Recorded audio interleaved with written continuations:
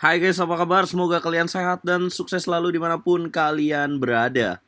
Pragnananda Ramesh Babu, pecatur berusia 17 tahun dari India, menjadi pemain termuda di Melwere Champion Chess Tour FTX Crypto Cup. Tadi itu merupakan usianya.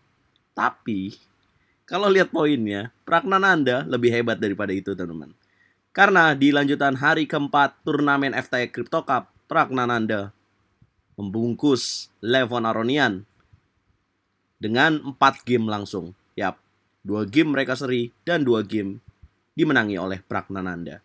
Bahkan hebatnya dari Pragnananda, dia mampu menang dari Levon Aronian di salah satu partainya dengan hanya 10 langkah. 10 langkah sudah unggul, teman-teman. Artinya ya dari 10 langkah ini udah kelihatan menangnya buat Pragnananda. Ya tapi Levon gak mau kalah dong dengan 10 langkah aja dan dia tetap melanjutkan. Bagaimana itu bisa terjadi? Teman-teman, jangan lupa klik tombol subscribe dan nyalakan lonceng notifikasi kalian untuk berita terupdate dari dunia percaturan. Prag memegang bow putih, bermain dengan langkah D4, kemudian dijawab kuda F6 oleh Levon Aronian. Levon Aronian merupakan mantan pecatur nomor 1 Armenia yang pindah ke Amerika Serikat, teman-teman. Kemudian Prag melanjutkan dengan C2 C4, hitam menjawab dengan G6. Prag kuda C3, kemudian Levon menjawab dengan langkah D5. Ya kalau kalian udah lihat video catur putri andalan Indonesia Irene Karisma Sukandar lawan Wang Hao, pasti kalian tahu ini pembukaan apa. Yap, ini pembukaan yang sama, yaitu Grunfeld Defense.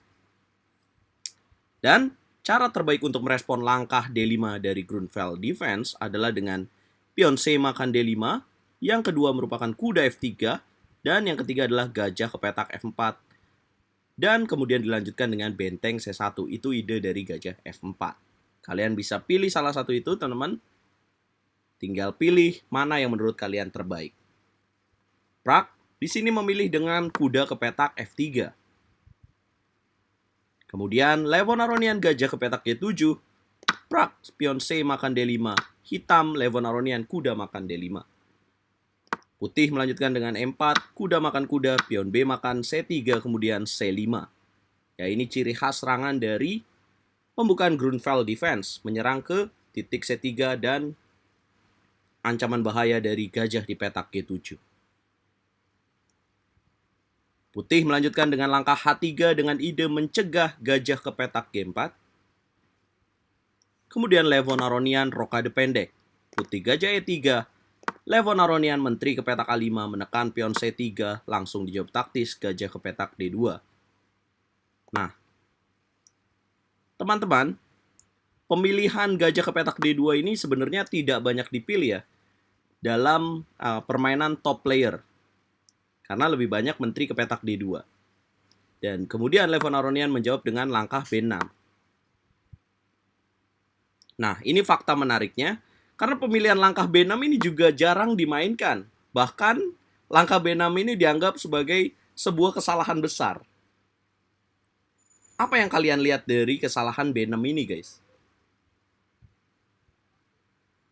Yap, tepat banget. Kesalahannya adalah membuat menteri di petak A5 jadi terkunci di langkah ke-10 ini. Dan Prag langsung menteri ke petak B3, mencegah menteri ke petak A3. Kemudian Levon Aronian gajah D7 coba menempatkan menterinya di petak A4. Tapi sayang sekali Pragnananda melanjutkan idenya dengan A4. Teman-teman, ini langkah ke-12, Pragnananda sudah unggul dan di berikutnya hitam di sini kesulitan untuk menyelamatkan menterinya. Hitam melanjutkan dengan langkah E6, kemudian putih benteng A ke petak D2, benteng A ke petak A2, kemudian hitam gajah C6, Pragnananda gajah B5. Karena gajah C6 itu makin blunder, teman-teman. Kemudian hitam C4, menteri makan pion C4, hitam benteng C8, Prag menteri B3. Hitam A6, putih C4. Yap, menterinya di langkah ke-17 ini benar-benar mati, teman-teman. Kemudian hitam pion A makan B5, putih gajah makan menteri. Kemudian pion B makan C4, menteri makan C4, pion B makan A5. Mari kita hitung perwira yang dimiliki oleh Pragnananda, sepasang benteng, menteri, dan kuda. Hitam, sepasang benteng, sepasang gajah, dan kuda. Apakah ini keputusan yang tepat menukarkan menteri dengan sepasang gajah? Jelas tidak. Itu merupakan kerugian yang sangat besar. Langkah ke-20 Pragnananda mengamankan rajanya. Kemudian Lewon Aronian kuda ke petak 6, putih menteri E2, hitam kuda B4. Putih benteng A1, kemudian hitam gajah E8. Apa yang harus kalian lakukan jika sudah menang materi? Mungkin ini tips yang harus kalian simpan baik-baik dan ingat baik-baik teman-teman, yaitu dengan menyederhanakan untuk memudahkan meraih kemenangan. Ini yang dilakukan oleh Prak benteng F ke petak C1. Benteng makan benteng, benteng memukul benteng, gajah pukul pion A4, kuda ke petak E5. Hitam gajah E8, menteri ke petak C4, hitam H6, putih menteri C7, hitam gajah ke petak F8. Putih menteri B7, hitam benteng D8, putih benteng C8. Benteng memukul benteng, menteri makan benteng, gajah ke petak A4, Pragnananda menteri C7, ancam pion F7, gajah mondar lagi, mondar mandir, balik lagi ke petak E8, putih menteri makan A5. Hitam kuda C6, kuda pukul kuda, gajah pukul kuda, kemudian D5, langkah ke-34 menyerah. Kenapa menyerah? Ya jelas menyerah teman-teman. Jika dilanjutkan di sini dengan gajah kembali ke petak E8 contohnya, maka putih akan melanjutkan dengan menteri ke petak D8 dan memiliki pion promosi di sini. Pragnananda menempel terus Magnus Carlsen di pimpinan klasemen. Hanya 2 pemain catur yang memiliki poin full. Sejauh 4 hari telah berlangsung Mayweather Champion Chess Tour FTX Crypto Cup.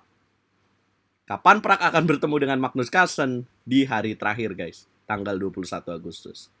Nanti malam jam 11 malam jangan lupa saksikan perjuangan Pragnananda melawan pecatur Vietnam Lee Kuan Lim yang baru saja dikalahkan oleh Magnus Carlsen. Apakah semua akan Magnus pada waktunya atau ini saatnya Pragnananda pada waktunya? Kita ngobrol di kolom komentar. Jangan lupa like, share, komen, dan subscribe. Nyalakan lonceng notifikasi supaya kalian gak ketinggalan live streaming dari RL Chess. Catur Yes, Indonesia Jaya bosku. Pragnananda nih bos. Udah gak boleh kita anggap sebagai pecatur junior lagi ya.